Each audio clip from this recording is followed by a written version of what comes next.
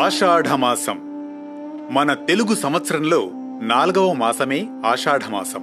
ఎన్నో విశిష్టతలు కలిగిన ఒక ప్రత్యేకమైన మాసమిది. పౌర్ణమి నాడు చంద్రుడు ఉత్తరాషాఢ, పూర్వాషాఢ నక్షత్రాల సమీపంలో వచ్చే నెల. మన హైందవ సనాతన సంప్రదాయం ప్రకారం ఆషాఢ అమావాస్యకు ఒక విశేష ప్రాముఖ్యత ఉంది. ఇది దక్షిణాయనంలో వచ్చే మొదటి అమావాస్య. ఈ రోజున ముఖ్యంగా పూర్వీకులకు తర్పణాలు, శ్రాద్ధ కర్మలు నిర్వహించడం ఆనవాయితీ. దీనినే చుక్కల అమావాస్య అని కూడా పిలుస్తారు. ఆషాఢ మాసంలో అత్తాకోడళ్లు ఇద్దరూ ఒకచోట ఉండకూడదంటారు. ఎందుకంటే మనది వ్యవసాయ ఆధారిత దేశం. అంతేగాక ఉమ్మడి కుటుంబ వ్యవస్థ ఎంతో పటిష్టంగా ఉన్న దేశం.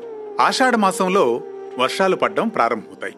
ఈ సమయంలో వ్యవసాయం కోసం ఇంట్లో వారంతా కష్టపడి పనిచేసేందుకు ముందుకు వెళ్లవలసిన సమయం కనుక అత్తాకోడళ్లు ఒకచోట ఉండకూడదన్న నియమం పెట్టి కొత్త పెళ్లి కూతుర్ని పుట్టింటికి పంపే ఒక ఆచారం పెట్టారు మన పెద్దలు.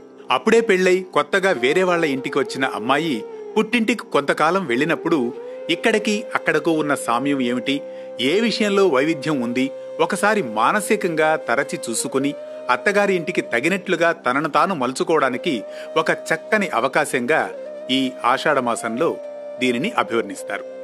అలాగే ఇప్పటి వరకు ఇంట్లో తిరిగిన కోడలు కొంతకాలం కనిపించకపోవడంతో అయ్యో కోడలు కనిపించడం లేదే అన్న బాధ అత్తామామలకు కలగడం, ఇంట్లో మిగిలిన వారికి కలగడంతో ఒకరిపై ఒకరికి ఆప్యాయత పెరిగి ఆ మాసం అయిపోగానే మా కోడలు తిరిగి ఇంటికొస్తోంది అని అత్యంత ఆదరణతో ఆ అమ్మాయికి ఆహ్వానం పలుకుతారు ఇంట్లో అత్తా మామలు, అలాగే ఇంట్లోని సభ్యులు. ఇలా ఎంతో ముందు చూపుతో పెట్టిన ఒక సత్సంప్రదాయం ఇది.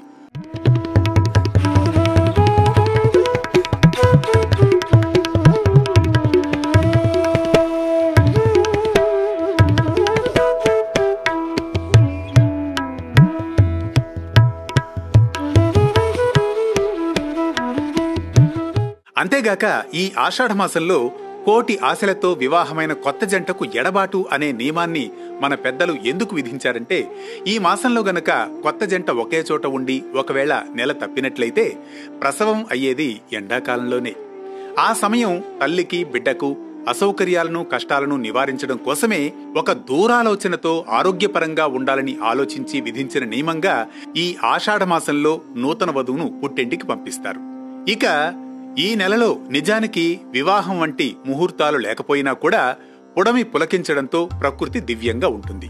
ఈ సమయంలో ఆయుర్వేద పరంగా కూడా ఎన్నో ఔషధ గుణాలు ఉన్న గోరింటాకును ఈ కాలంలో పెట్టుకోవాలని చెప్పి పెద్దలు చెబుతూ ఉంటారు.